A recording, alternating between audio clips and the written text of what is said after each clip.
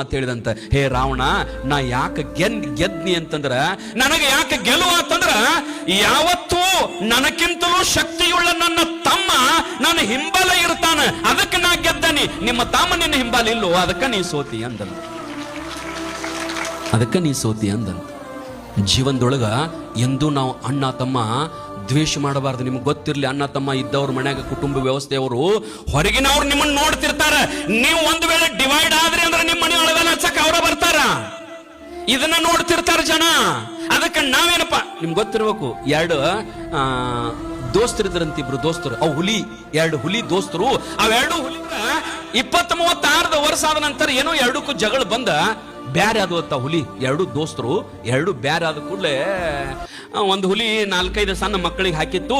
ಇದು ಮೇಯ್ಯಾಕ್ ಹೋದಾಗ ಬ್ಯಾರೆ ನಾಯಿಗಳು ಒಂದು 40-50 ಮಂದಿ ನಾಯಿಗಳು ಬಂದ ಆ ಹುಲಿ ಮುರಿ ತಿನ್ನಾಕ ಬರಾಕತ್ತಿದ್ವು ಅಂತ.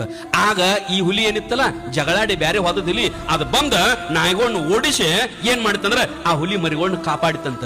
ಅಟ್ರೊಳಗ ಆ ಹುಲಿ ಮರಿಗಳು ಒದ್ದಾಡಿ ಅಂಜಿದ್ದು ಅವ್ರವ್ ಬಂದ ಕೂಡಲೇ ಅಳ್ಳಾಕತ್ತಿದ್ವು ಅಂತ. ಯಾಕೆ ಕಳ್ತೀರಿ, ಏನಾಗ್ಯದ ಅಂದ ಕೂಡಲೇ ಒಂದು 40-50 ಬೀದಿ ನಾಯಿಗಳು ಬಂದ ನಮ್ಮನ್ನ ತಿನ್ನಾಕತ್ತಿದ್ದು. ಅದ್ರೊಳಗ ಈ ಅಂಕಲ್ ಐತಲ್ಲ ಹುಲಿ, ಅಂಕಲ್ ಹುಲಿ ಏನತ್ಲ, ಅದು ನಮ್ಮನ್ನ ಆ ನಾಯಿಗಳನ್ನ ಓಡಿಸಿ ನಮ್ಮನ್ನ ಬಿಡಿಸೋದ ಇಲ್ಲ ಅಂದ್ರೆ ನಮ್ಮನ್ನ ತಿಂತಿದ್ದು, ನಾವು ಸತ್ತೋಕ್ಕಿವ ಅಂತಂದಾಗ ಆ ಹುಲಿ ನೋಡಿ ಬಿಡಿಸಿದ ಹುಲಿ